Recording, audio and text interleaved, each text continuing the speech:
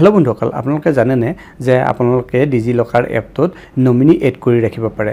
nominee add কৰাৰ main উদ্দেশ্যটো এইটোৱে যে আপোনাৰ এগেইনষ্টত আপোনাৰ একাউণ্টটো তেওঁলোকে ব্যৱহাৰ কৰিব পাৰে মানে আপুনি অথৰিটি দি থৈছে যে আপুনি যিজন নমিনি এড কৰিছে বা যিসকল নমিনি এড কৰিছে তেওঁলোকে আপোনাৰ ডিজিলকাৰ এপটো ব্যৱহাৰ কৰিব পাৰে আৰু আপুনি যিবিলাক ডকুমেণ্ট সেভ কৰি ৰাখিছে সেইবিলাকৰ এক্সেছ পাব পাৰে গতিকে যদি আপুনি জানিব বিচাৰিছে কেনেকৈ আপুনি ডিজিলকাৰ এপটোত নমিনি এড কৰি ৰাখিব পাৰে তেতিয়াহলে চাই থাকক এই ভিডিঅটো শেষলৈ আমি এই টপিকটোৰ ওপৰতে কথা পাতিবলৈ গৈ আছো নমস্কাৰ বন্ধুসকল মই প্ৰণৱ আৰু স্বাগতম জনাইছো মোৰ ইউটিউব চেনেল ডিজি ৱৰ্ক অসমলৈ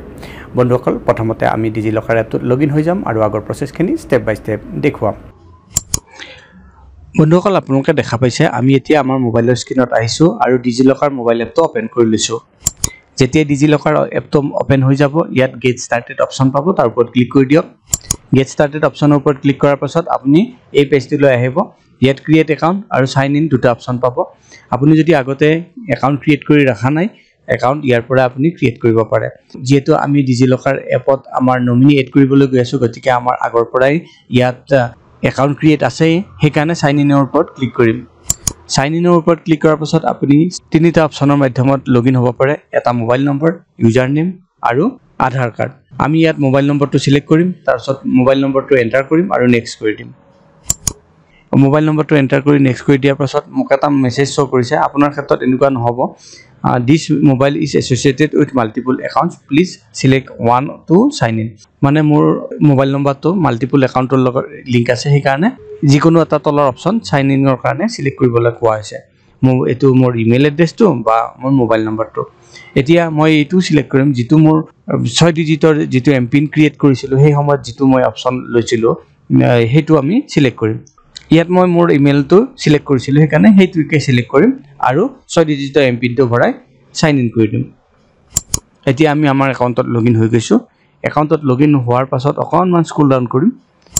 আৰু চাওক ইয়াত নমিনিৰ এটা অপচন দেখিব হেতুৰ ওপৰত ক্লিক কৰি দিয়ক নমিনিৰ অপচনটোৰ ওপৰত ক্লিক কৰাৰ পাছত এটা মেছেজ শো কৰিছে a nominee is a person that you may name in your DigiLocker application as the person who may be allowed to access your DigiLocker account in future nominee এজন এনেকুৱা এজন ব্যক্তি যিজন আপুনি ডিজিলকাৰ একাউণ্টৰ নামটো ৰাখিব আৰু যিজনে ভৱিষ্যতে আপোনাৰ একাউণ্টটো এক্সেছ কৰিব পাৰে সেই কাৰণে নমিনি এড কৰা হয় গতিকে আপুনি যদি হেনকুৱাকৈ কোনোবা এজন নমিনিক আপোনাৰ একাউণ্টৰ এক্সেছ দিব খোজে আপোনাৰ যিবিলাক ডকুমেণ্ট ডিজিলকাৰ এড কৰি ৰাখিছে সেইবিলাক চাবলৈ বা ব্যৱহাৰ কৰিবলৈ দিব বিচাৰিছে তেতিয়াহলে এড নমিনিৰ ওপৰত ক্লিক কৰক